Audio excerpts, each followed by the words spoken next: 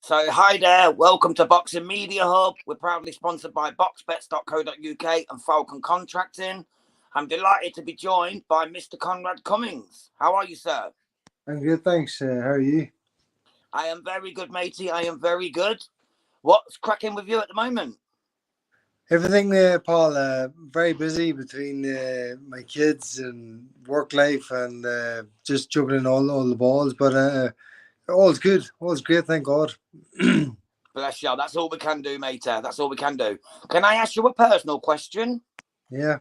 Why did you retire at 33, sir? That's a great question. Well, actually, you're putting the years onto me there. I'm actually still only 32. I retired when I was 30. I was due to come back. I lost my last fight, and then I was due to come back after the pandemic. The world obviously was at a standstill for a long while. I was due to come back and fight in Europa under a Mark Dunlop show. I'd sold out of tickets, shorts were made, camp was done. I was training with Ian Mahood and Carrickfergus, probably the best camp I had done in years. Bit of a cliche, but it had been. I had got my first daughter's name on the waistband, Ballamay, and I just thought, no, fight? Pardon? Was this the Danny Dignam fight? No, I lost the Dignam. That was my last fight. But then the pandemic came, and the world was. So I was due to come back after that on a Mark Dunlop show. I'd signed with Kieran Ford of Manchester as a manager, who I believe would have did a good job if I had maybe signed with them earlier in my career. But that's hearsay.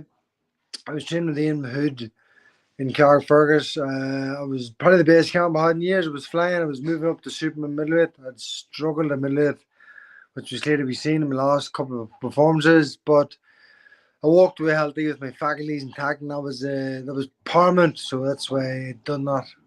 Well, I don't blame you for that, sir. Not one bit. I don't blame you for that at all. Can I go back to that Dignam fight, though? It was the only time in your career you were stopped. And in my opinion, it never looked like you were going to be stopped. I never see you be stopped. I didn't. No. I was a huge fan of yours, mate. Honestly, a huge fan of yours. I didn't think I'd ever see you be stopped. Is that when you knew to hang the gloves up?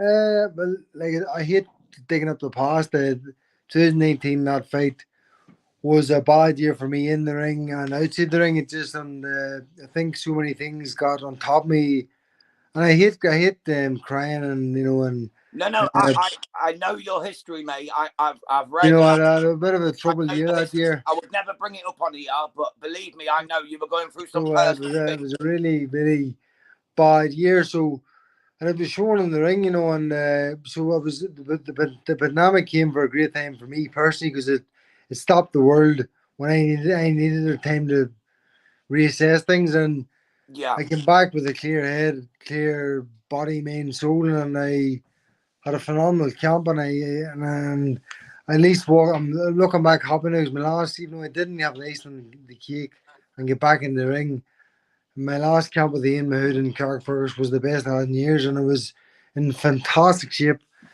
But the way I fought and the way I always did fight, it was I walked away with my health, and that was the main priority, especially now with the two kids. Yeah, you've got to look after your family, mate, at the end of the day. You've got to put your family first, and that's what you've done.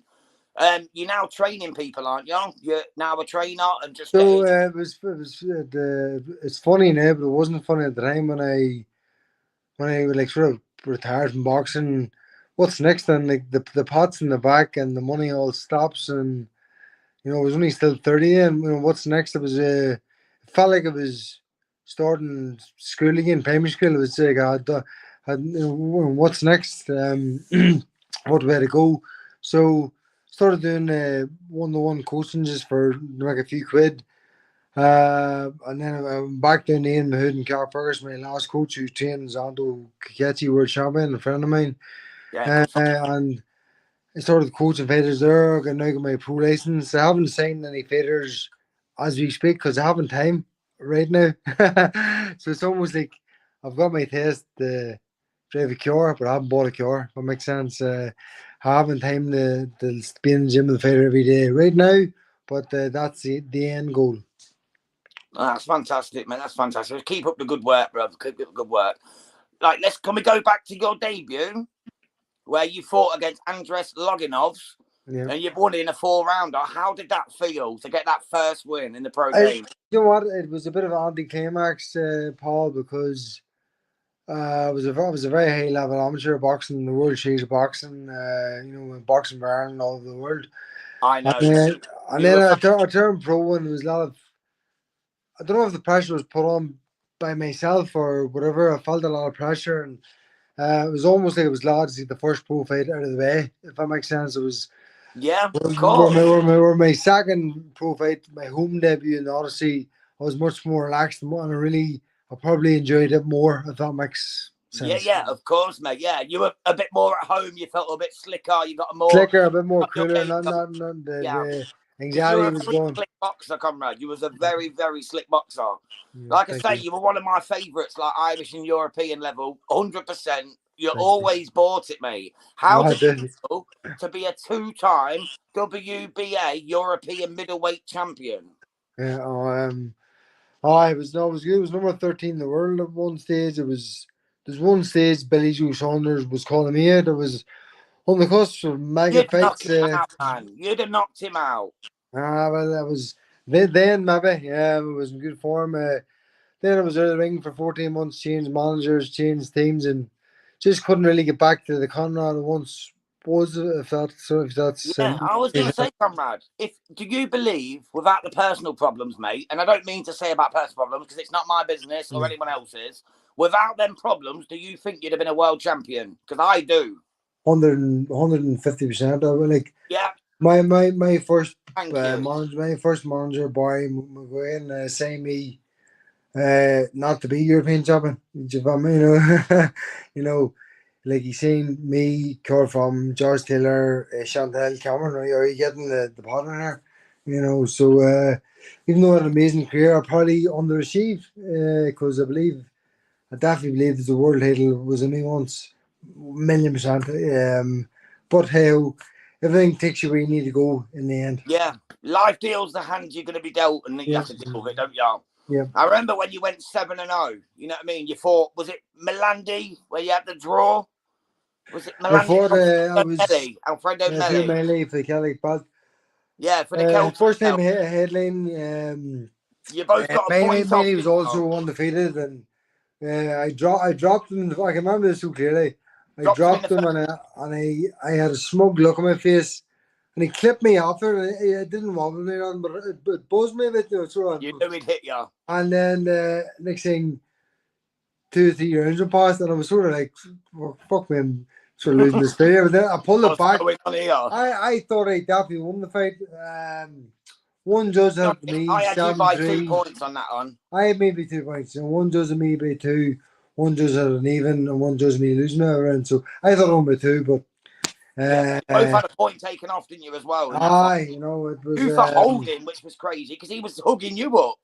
But didn't you have one for like pushing his head down in the hug line? I was trying to bring the action, and he was sort of too, but Yeah, I was strong. I was stronger, and he was holding me, But it was crazy, mate. It was crazy. That was for the Celtic middleweight title as well in Belfast, the wasn't it? the plan was if I'd have won that, was possibly to fight John Ryder on the front in Quickbill in the next fight, but wasn't to be. It wasn't to be. That would have been a huge fight as well, and I would have loved it. It would have been an absolute epic war. Would have been a good fight. We would have been an honour to share the ring later, and he won the amazing career, so fair play. Fair play, mate. Fair play.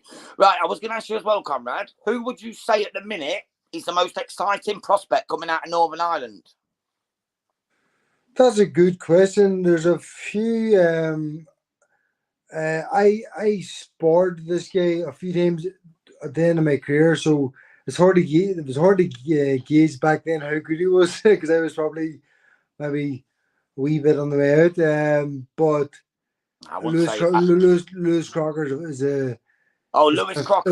Fantastic boxer, ferocious puncher, exciting to watch. I'm a fan of Lewis Crocker, and I believe he'll go the whole way, and I'll be rooting for him. I'll be watching.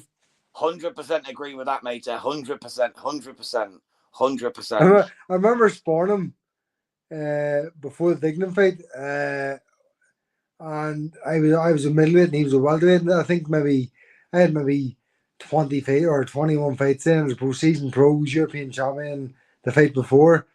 And this guy was Lewis Shocker was maybe only 3-0 then, on the way up, and he was a welterweight. I remember sparring him one day in Belfast, and I could get out of the ring and thinking, he's a fucking handful. You know. So he backed up our statement for me, yeah. At least he's proven you right, bro. Yeah. That's all that matters, isn't it? Yeah. Right, if I can ask you one other thing, mate, if you could come back for one last fight, would it be the Lewis Keeler trilogy? Because he beat you by split in 2 fights. That must hurt. It does. Luke Keeler. I said yeah. Lewis. If it was, it's just so funny. I've so much respect for what he done in his career. He turned it around. He ended up beat me, and he fought for a world title. But he should have lost to you, man. He should have lost. I hate saying that because he lost, but I believe. Look, if he was here, he would laugh as he beat his race, which he did do fair and square. But if he had got me at my right weight, super middleweight, with all the other shit that wasn't on in my life, I don't know. Maybe I would like I want to give. Maybe I'll have it again. Would you really run it back? Would you come out of retirement to run that back for a trilogy? If the money was right. Fair play, mate. You can't ask for more than that, can you? Yeah. You can't ask for more than that. Yeah. That is fantastic. Well, it's been absolutely fantastic chatting to you, mate. Unless you want to talk about any of your prospects or anything, it's up to you. Anyone you know that you want to give a shout out to? No, well, I've had a few professional fighters approach me about potentially taking them on. They know who they are. Having the time right now, but in the nearby future, I'm going to be taking on fighters, and please go for the next numerous years. I'll be making Northern Ireland's and Ireland's next professional champions. Fantastic, mate. It sounds like a good plan. Thank you very much, mate. I really appreciate you joining us. Thanks for taking the time, sir. You stay blessed. Take care. You look after yourself, and we'll see you again soon, champ. God bless, sir.